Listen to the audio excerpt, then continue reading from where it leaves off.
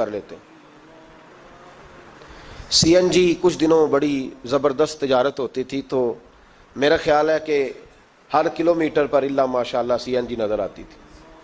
اب لوگوں نے سمجھ لیا ہے کہ شاید کھانا کھانے کا لوگوں کا مزاج زیادہ ہے، تو ہم جس چوک میں کھڑے ہوتے ہیں، جس جگہ جاتے ہیں، وہاں لوگ سب سے پہلے بتاتے ہیں کہ یہاں فلاں ہوٹل بڑا معروف ہے، اس پہ آپ کو کھانا کھلائیں گے۔ تو اب ہر آدمی نے ہوٹل کھول لیا، بلکہ اللہ تعالیٰ معاف کرے، ہمارے ہاں تو تعلیم بڑی اچھی تجارت ہے۔ جب سے سرکاری اسکولوں کی حالت تھوڑی خراب ہوئی تو ہر بندے نے پرائیویٹ اسکول کھول لیا ہے، بہت بڑی تجارت ہے معاذ اللہ۔ میں کبھی کبھی پریشان ہو جاتا ہوں کہ وہ قوم کیسے آگے بڑھے گی جو تعلیم بیچتی ہے۔ اور اللہ تبارک و تعالیٰ مجھے معاف کرے تو ہمارے ہاں تو صحت کا شعبہ سب سے زیادہ تجارت کا حامل ہے، کہ اگر کوئی آدمی اچھی انویسٹمنٹ کر کے کسی اچھی جگہ ہاسپٹل بنا کے کوئی 2-4 اسپیشلسٹ ڈاکٹر بنا لے تو پھر تو وہ بے شک جھاڑو کے ساتھ پیسے جمع کرے، مسئلہ ہی کوئی نہیں۔ ہم یہ کرتے ہیں کہ جو پتہ محسوس ہوتا ہے نا کہ اس جگہ مجھے رمق زیادہ نظر آ رہی ہے، تجارت میری زیادہ بڑھے گی، تو لوگ ادھر توجہ کر لیتے۔ او خدا کے بندو، صحابہ کا مزاج یہ تھا کہ جہاں انہیں پتہ چلتا تھا نا اس نیکی کا ثواب زیادہ ہے، تو وہ بھاگ کر اس نیکی کی طرف توجہ کرتے تھے۔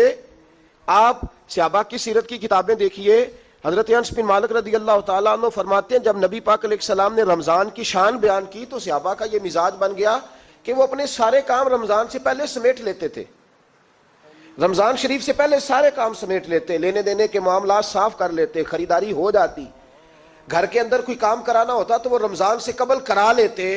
یکم رمضان کو وہ مسجدوں میں ڈیرے لگا لیا کرتے، وہ کہتے تھے نیکیاں جمع کرنے کے ایام ہے، نیکیاں۔ دیکھیں نا، سب سے مصروف ترین زندگی ہمارے نبی پاک صلی اللہ علیہ وسلم کی زندگی ہے۔ 23 سالوں میں نبی پاک علیہ السلام نے 2300 سالوں سے بھی زیادہ کام کیا۔ بڑا مصروف وقت تھا حضور کا، بڑا مصروف۔ ہمارے یہاں نا، میں ایک جگہ پہ حاضر تھا تو ایک بزرگ تقریر فرما رہے تھے، وہ کہہ رہے تھے اب خانقاہوں میں جو اللہ اللہ ہو رہی ہے وہ چھوڑ کے باہر نکلو، اب میدان میں نکلنے کا دور ہے۔ تقریر ختم ہوئی تو میں نے کہا حضرت ناراض نہ ہوئیے گا، ویسے کون سی خانقاہ میں اللہ اللہ ہو رہی ہے جہاں سے آپ باہر نکال رہے، تو دور ہی گزر گیا اللہ اللہ کرنے کا، اب تو لنگر شنگر چل رہا ہے خانقاہوں میں، یا باتیں شاتیں ہو رہی ہیں، کیلو کال کی دنیا ہے، مستی اور حال کی تو کب سے چلی گئی۔ کم باذن اللہ جو کہتے تھے وہ رخصت ہو گئے، خانقاہوں میں مجاور رہ گئے یا گور کن۔ اب تو کہاں، آپ کس کو آپ کہہ رہے ہیں کہ اللہ اللہ چھوڑ کے باہر آؤ؟ کون اللہ اللہ کر رہا ہے؟ اللہ ماشاءاللہ ہے، حال ہی کوئی نہیں۔ اسلام فقط اللہ اللہ کا مذہب نہیں۔ نبی پاک صلی اللہ علیہ وسلم نے کہا لا رہبانیت فی الاسلام، میرے اسلام میں رہبانیت کا کوئی حصہ نہیں۔ ایک آدمی جا کے صرف مسجد میں بیٹھ جائے، حقوق سارے چھوڑ دے، بال بچوں کو بھول جائے، اسلام اس کی حوصلہ افزائی نہیں کرتا، حوصلہ شکنی کرتا ہے۔ وہ والی صوفی کا درس حضور نے نہیں دیا کہ مسجد میں بیٹھو اور بس مسجد میں بیٹھو، خانقاہ میں بیٹھو، بلکہ نبی پاک صلی اللہ علیہ وسلم ہمیں بدر میں بھی نظر آتے ہیں، حضور خود جنگ کا لباس پہن کر ہمیں احد میں دکھائی دیتے ہیں۔ نبی پاک صلی اللہ تعالی وسلم ہمیں خندق کے موقع پر ہاتھ میں کدال پکڑ کر نبی پاک علیہ السلام ہمیں کھدائی کرتے ہوئے نظر آتے ہیں۔ مسجد نبوی تعمیر ہو رہی ہے تو حضور ہمیں خود اینٹیں اٹھاتے ہوئے دکھائی دیتے ہیں۔ سارے کام حضور نے کیے ہیں، لیکن میرے بھائی یہ یاد رکھو، اگر بدر میں جانا میرے نبی کی سنت ہے تو غار حرا میں چپ کر کے بیٹھ کے اللہ اللہ کرنا یہ بھی میرے نبی کی سنت ہے صلی اللہ تعالی علیہ وسلم۔ اگر احد میں، خندق میں، حنین میں، میدان میں رہنا حضور کا طریقہ ہے تو غار ثور میں 3 دن اللہ اللہ کرنا بھی نبی پاک کا ہی طریقہ ہے۔ اگر سارا دن تبلیغ کرنا حضور کا طریقہ مبارکہ ہے تو ساری رات مصلی پہ کھڑے رہنا، اور صحیح مسلم میں حضرت عائشہ فرماتی ہے کہ قدموں پہ ورم آ جانا یہ بھی تو میرے نبی کا طریقہ ہے نا۔ تو میرے بھائی اس کو کون اپنائے گا؟ مصروف ترین زندگی نبی پاک کی، اس کے باوجود اللہ کے رسول ہر سال 10 دن کا اعتکاف کرتے تھے، ہر سال۔ ایک سال جہاد پہ گئے تھے، اعتکاف نہیں ہو سکا، اگلے سال میرے نبی پاک نے 20 دنوں کا اعتکاف فرمایا، پچھلے 10 دن کا۔ میں نے ایک بزرگ کی تعریف کی، ایک اپنے بڑے پیارے میرے محبت والے دوست ہیں ان کے سامنے، میں نے کہا یار یہ بندہ بڑا 4 سال اعتکاف کرتا ہے، تو انہوں نے ترجمہ کر دیا میری بات کا، تھوڑی سی تشریح کر دی، کہنے لگے ماشاءاللہ فارغ ہو گئے، اب بچوں کی شادی ہو گئی، اب فارغ ہیں۔ تو میں نے کہا کہ آپ یہ کہنا چاہتے ہیں کہ جو فارغ ہوتا ہے وہ اعتکاف کرتا ہے؟ آپ یہ کہنا چاہ رہے ہیں؟ چونکہ میرا پیار تھا تو میں نے کہا ان سے کہ جو کوہ طور پہاڑ آپ نے سر پہ رکھا ہوا ہے آپ بھی ذرا اتار کے پھینکیں، دیکھوں تو صحیح کہ آپ کون سا مار کا فتح کر رہے ہیں، کس طرح کا ہمارا رویہ ہے، کس طرح کی ہماری سوچ۔ اگر کوئی شخص خیر کا کام کر رہا ہے تو بجائے اس کی حوصلہ، کہتے ہیں فارغ ہے، بچوں کی شادی ہو گئی، بچے کام کاج کرتے ہیں اس لیے بیٹھتے ہیں. تو میں نے کہا آپ نے جو پہاڑ اٹھایا وہ بھی ذرا دکھائیں. روٹی آپ بچوں کو دیتے ہیں کہ اللہ دیتا ہے؟ ان کی پرورش کی ذمہ داری آپ کی ہے یا رب کریم کی ہے؟ تو 2 گھڑیاں محنت کرنے کا مطلب یہ ہے کہ تم نے پہاڑ اٹھایا ہوا ہے سر پہ. تو اس طرح کے فلسفہ ہم بیان کرتے ہیں. افسوس یہ ہوتا ہے کہ رمضان المبارک اس میں بھی وہی سیاستیں، وہی خوش گپیاں. میں تو دعا مانگتا رہتا ہوں کہ اللہ روزوں میں کوئی الیکشن نہ آئے. آپ بھی آمین کہہ دیں. ورنہ وہی مصیبتیں، وہی جھوٹ سچ، وہی دروازوں پہ وہی. خدا کا واسطہ بس کر دو، رمضان شریف ہے، ٹھہر جاؤ ذرا. کیا ہو گیا ہے؟ میرے نبی پاک صلی اللہ علیہ وسلم نے فرمایا 11 مہینے جنت سجائی جاتی ہے اور پھر رمضان میں اللہ اپنے بندوں کے لیے جنت کے دروازے کھول دیتا ہے. 1 گھنٹہ پہلے صفائی کرتے ہیں مہمان نے آنا ہو تو 1 گھنٹہ، ورنہ بچے دوبارہ سے پھر چیزیں بکھیر دیں گے. 1 گھنٹہ پہلے صفائی ہوتی ہے، لمبی نہیں. لیکن میرے نبی پاک نے فرمایا رمضان کے لیے رب کریم 11 مہینے جنت کو سجاتا ہے. چھوٹی بات ہے، روزے آ گئے، معمولی حیثیت ہے. ہم لوگ انہی معاملات میں، میں منع کرتا ہوں، ہمیشہ منع کرتا ہوں، آپ کو ہر سال منع کرتا ہوں. میں پابندی سے 1-2 اخبار ڈیلی دیکھتا ہوں. میرا ناشتہ نہیں ہوتا جب تک اخبار نہ ہو، چونکہ بزرگوں کا فتویٰ ہے جمعے کا خطبہ وہ دے جو عالمی حالات سے باخبر ہو. ہم کوئی رسمی تقریر نہیں کرتے کہ لوگوں کو کہیں کہ روزے آ گئے تو کون سا مہینہ چل رہا ہے تو مہینے کے حساب سے خطاب ہو. رسول اللہ صلی اللہ تعالی علیہ وسلم کی امت کے جو ذمہ دار اور پہرے دار ہوتے ہیں انہیں امت کی پہرے داری کرنی ہوتی ہے.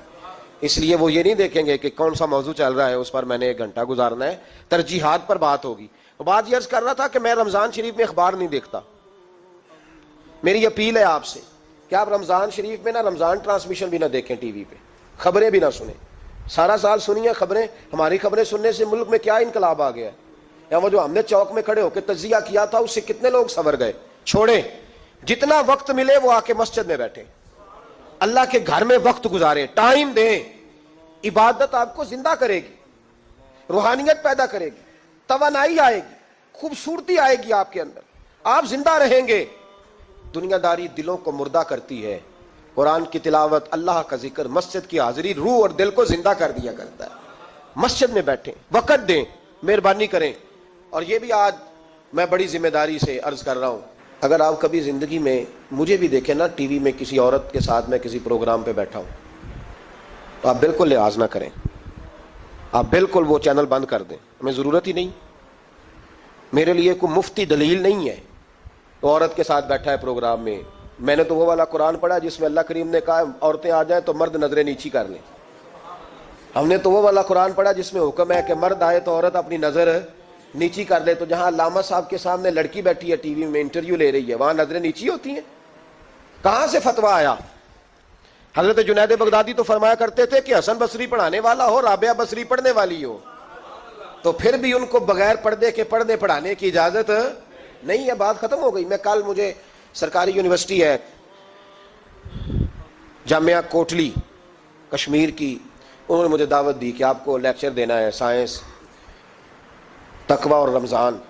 تو اسٹوڈنٹس ہوں گے، کچھ پروفیسر ہوں گے. تو میں نے کہا کہ اتنے بڑی جگہ آپ نے مجھے بلا لیا، یونیورسٹی لیول کے طلباء تو بڑے آگے جا چکے ہوتے ہیں. چلیں خیر، میں وہاں حاضر ہوا. جب میں پہنچا تو ایک پروفیسر صاحب مجھ سے کہنے لگے کہ لڑکیاں بھی ہیں. تو میں نے کہا کہ ٹائم دیتے وقت آپ سے گزارش کی گئی تھی کہ لڑکیاں نہیں ہونی چاہیے.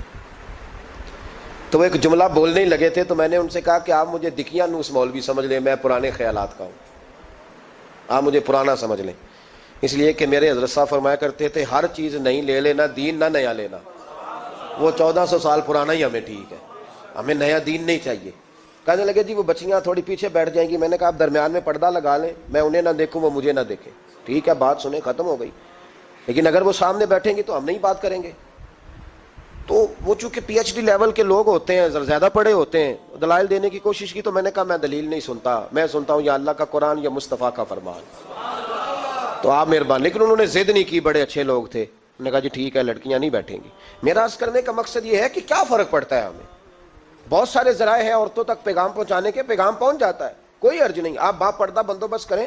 ہمارے رمضان کے فجروں کے درس میں ہزاروں کی تعداد میں عورتیں آتی ہیں، ان کے لیے با پردہ بیٹھنے کا بندوبست ہے. لیکن کوئی ضروری ہے کہ ٹی وی پہ ایک عورت بن سور کے سامنے بیٹھے اور آپ اس کے سوالوں کے جواب دیں؟ ہمارے لیے نہ کوئی مفتی دلیل ہے، نہ کوئی شیخ الحدیث دلیل ہے.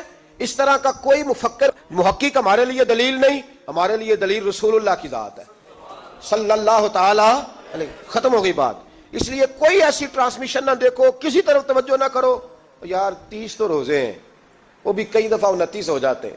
اللہ کہہ رہا ہے ایام معدودات, ایک گنتی کے دن ہے. اور میرے بھائی کیا مصیبت ہے, میرا وقت نہیں گزر رہا. آپ یقین کریں اللہ جانتا ہے, ہم تو رمضان کو زنجیریں ڈالتے ہیں. یہ کام بھی رہ جاتا ہے, رمضان گزر جاتا ہے. یہ بھی رہ جاتا ہے, رمضان گزر جاتا ہے. یہ بھی نہیں ہو پاتا رمضان, پتہ نہیں کس وقت روزے آتے ہیں, کب نکل جاتے ہیں. کہتے ہیں میرا وقت نہیں گزرتا تو میں ٹی وی دیکھتا ہوں.